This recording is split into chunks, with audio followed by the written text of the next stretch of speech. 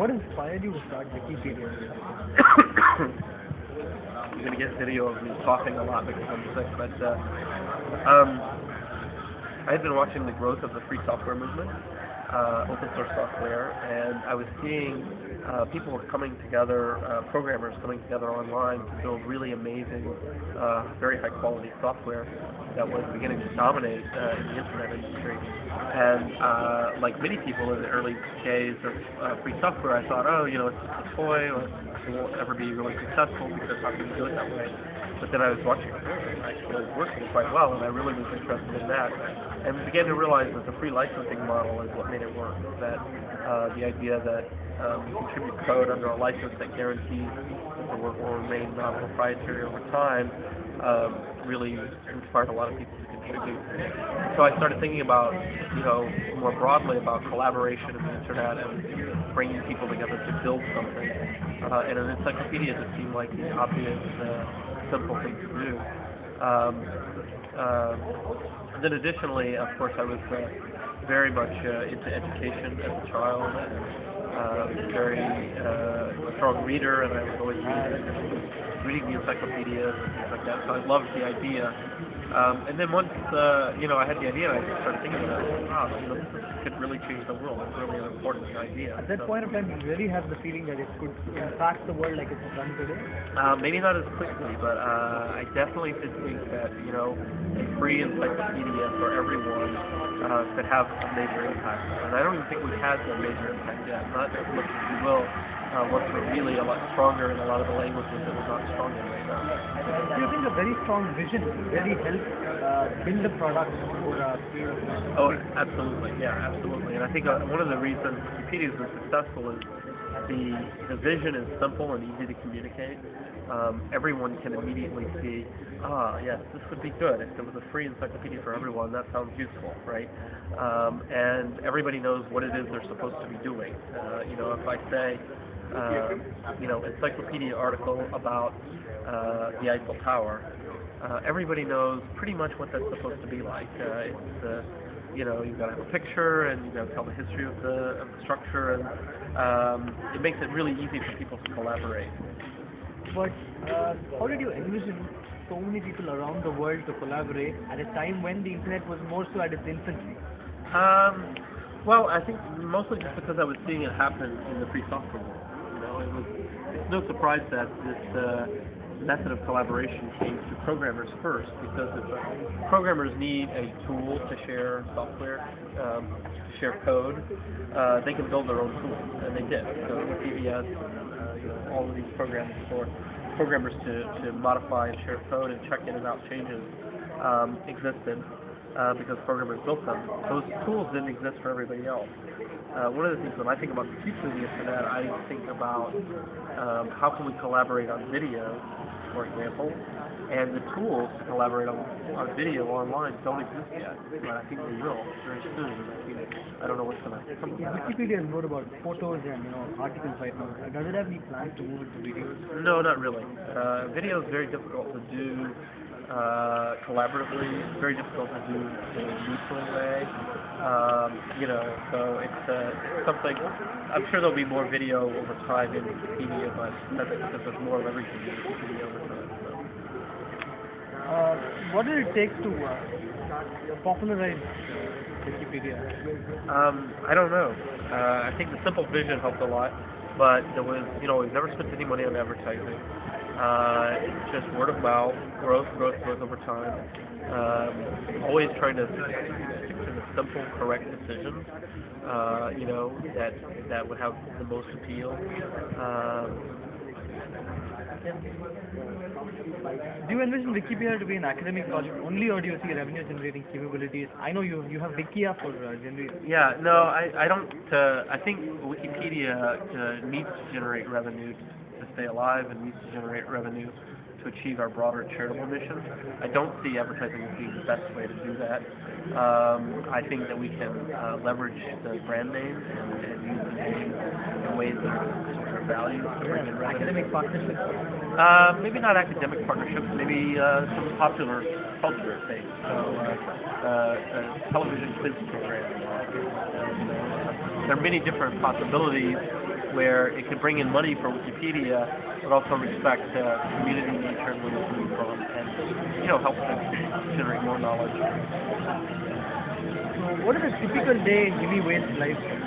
I do a lot of this, sitting and answering questions with people. I travel all over the world a lot, way too much. And I answer a lot of calls from the press. I spend an enormous amount of time doing press. I actually don't get to do all that much work anymore.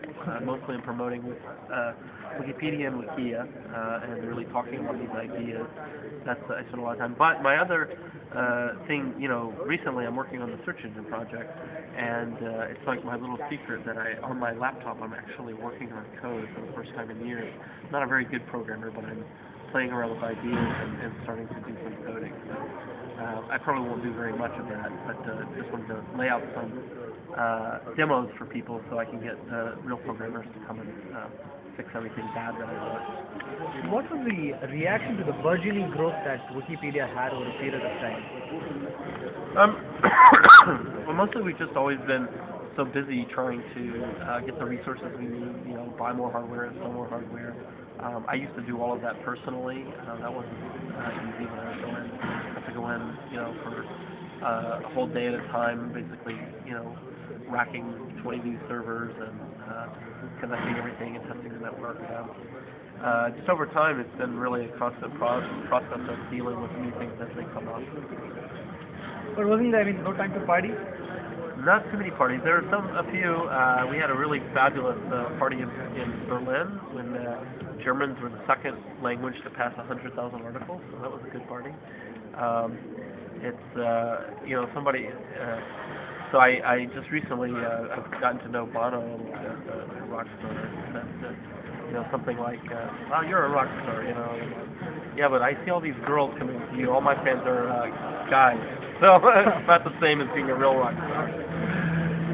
Are you looking at breaking the business model of SEM? I mean, you said in your presentation earlier today that you want search to be transparent and free.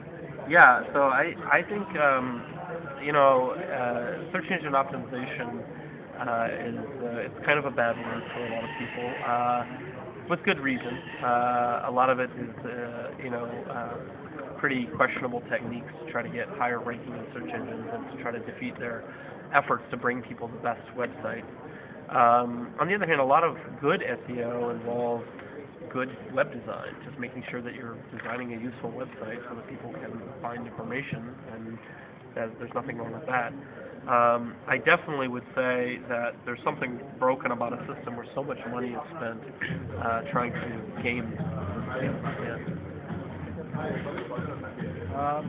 Open source sources, you have these open source searches. Is it going to open a totally new can of, advertising rules?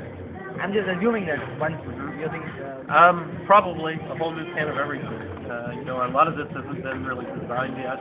I think there's some basic principles that I believe in, which is that people want to find good quality websites and find relevant search results. Those are very basic ideas, but they do give us a framework for judging what should be fun or not. And Wikipedia has a huge trust network. So are you looking to enter into something like, for example, Orkut started off very, very small, and it's now become into this burgeoning thing where there's so many people around the world using Orkut. Now, given that Wikipedia is a much bigger brand and it is based on a trust network, are you looking to go into social networking, or is there an option that you would want to consider? Yes, definitely. Social networking, I think, is going to be an important part of it. The activity of ranking websites, sorting websites, is very different from the activity of editing, discussing, debating.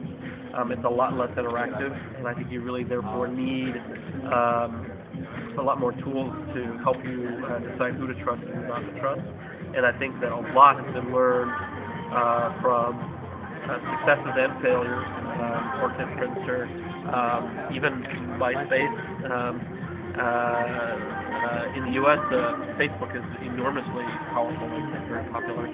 I don't know if it's big in India or not, but Is it?